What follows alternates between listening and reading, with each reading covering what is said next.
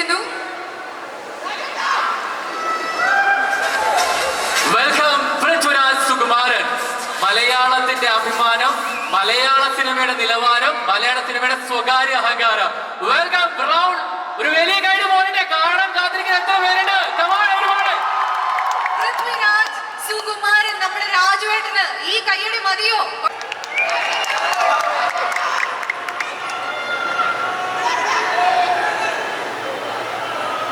നമസ്കാരം കൊച്ചി. ഒരുപാട് പേരോട് നന്ദി പറയാനുണ്ട് ഈ ഒരു ഈവനിങ്. അത് തുടങ്ങുന്നത് നിങ്ങളിൽ നിന്നാകാം. Thank you all for being here. ഇതൊരു ഹോളിഡേ അല്ല, ഒരു അവധി ദിവസമല്ല, വർക്കിംഗ് ഡേ ആണ്. അപ്പോൾ പല കാരണങ്ങൾ കൊണ്ടും ഇന്നത്തെ ദിവസം മാത്രമേ ഇതിവിടെ നടത്താൻ സാധിക്കൂ എന്നുള്ളൊരു സാഹചര്യം വന്നപ്പോൾ ആദ്യം ചോദിച്ചത്, അയ്യോ അത് വർക്കിംഗ് ഡേ അല്ലേ, ആളുണ്ടാവുമോ എന്നാണ്. ആളുണ്ടായി. Thank you so much. Nobody എന്നെ സംബന്ധിച്ചിടത്തോളം എനിക്ക് ഭയങ്കര സ്പെഷ്യൽ ഒരു ഫിലിമാണ്.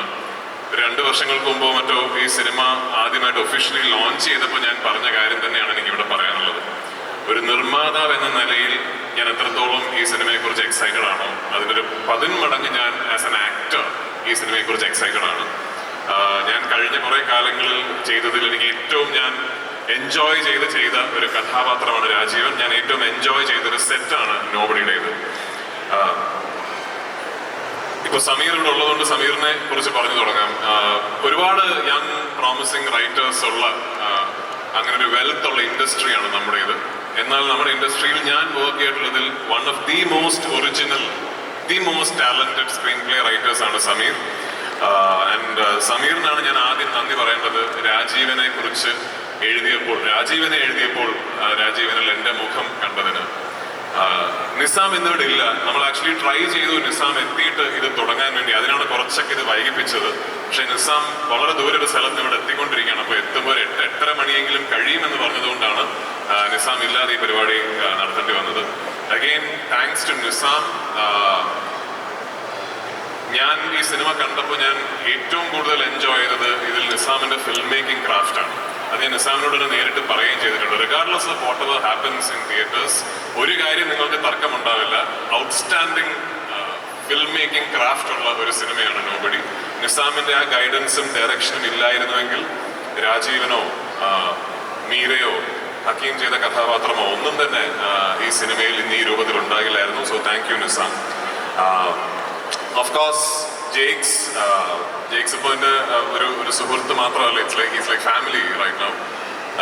ഈ സിനിമയുടെ മ്യൂസിക് ആര് ചെയ്യണം എന്നുള്ളത് നമ്മൾ കുറച്ച് കഴിഞ്ഞിട്ട് തീരുമാനിച്ച ഒരു കാര്യമാണ്. അപ്പോൾ ഞാൻ ജെയ്ക്സിന്റെ പേര് ആദ്യം നിസാമിനോട് പറഞ്ഞപ്പോൾ നിസാം എന്നോട് പറഞ്ഞു, ജെയ്ക്സ് ഇങ്ങനെ ഒരു കൺവെൻഷണൽ കമേഴ്ഷ്യൽ സിനിമകളൊക്കെ ബാക്ക് ടു ബാക്ക് ചെയ്തുകൊണ്ടിരിക്കുന്ന ഒരു മ്യൂസിക് ഡയറക്ടറല്ലേ, നമ്മുടെ സിനിമ ജെയ്ക്സിന്റെ ഒരു ഏരിയ ആണോ എന്നോട് ആദ്യം ചോദിച്ചു.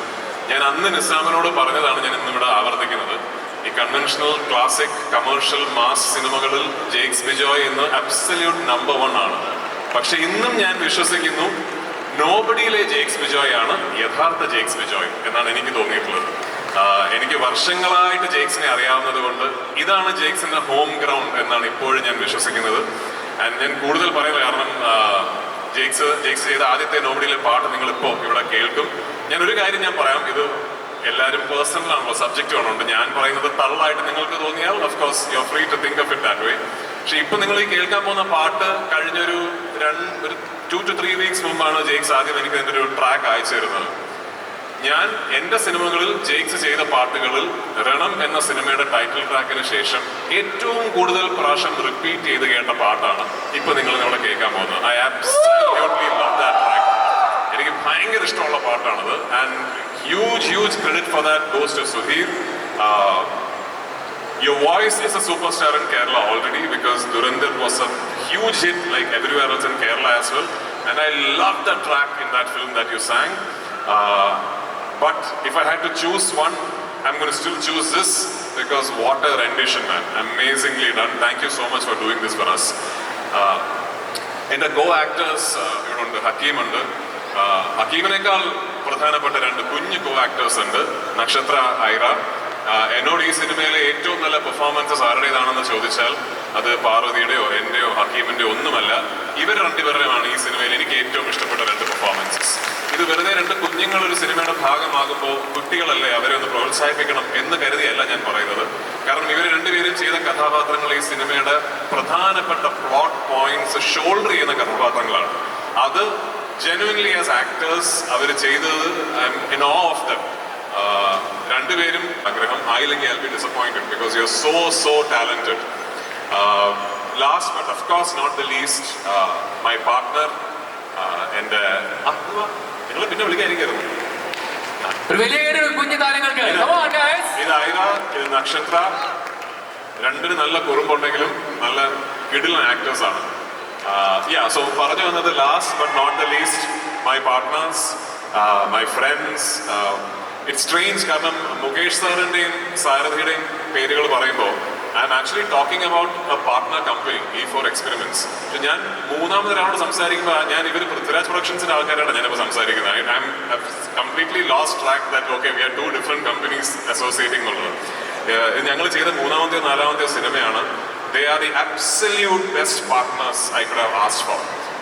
ഞാനൊരു കഥ ഇഷ്ടപ്പെട്ടിട്ട് മുകേഷ് സാറിനെ വിളിച്ചാൽ the first thing he says is, "Sir, you like it, we are doing it" എന്നുള്ളതാണ്. അത് പറച്ചിൽ മാത്രമല്ല, ട്രൂ ബ്ലൂ ഫിലിം ലവേഴ്സ് ആണ് ഈ പ്രൊഡ്യൂസേഴ്സ്. കാരണം ഒരു സിനിമയുടെ സ്ക്രിപ്റ്റ് വായിച്ച് അത് മനസ്സിലാക്കി അതിനെന്ത് വേണോ ആ പൈസ ചെലവാക്കി അത് ആ സ്കെയിലിൽ ആ സിനിമ ചെയ്യണോ എന്ന് വിശ്വസിക്കുന്ന ഡ്രീം പാർട്ട്നേഴ്സ് ആണ് E4 experiments. Thank you for the trust sir, thank you for the association. ഇനിയും ഉണ്ടാകും പൃഥ്വിരാജ് പ്രൊഡക്ഷൻസും E4 എക്സ്പെരിമെന്റ്സും തമ്മിൽ സിനിമകൾ. ഉടനെ തന്നെ നിങ്ങൾ അതിനെക്കുറിച്ച് കേൾക്കുകയും ചെയ്യും.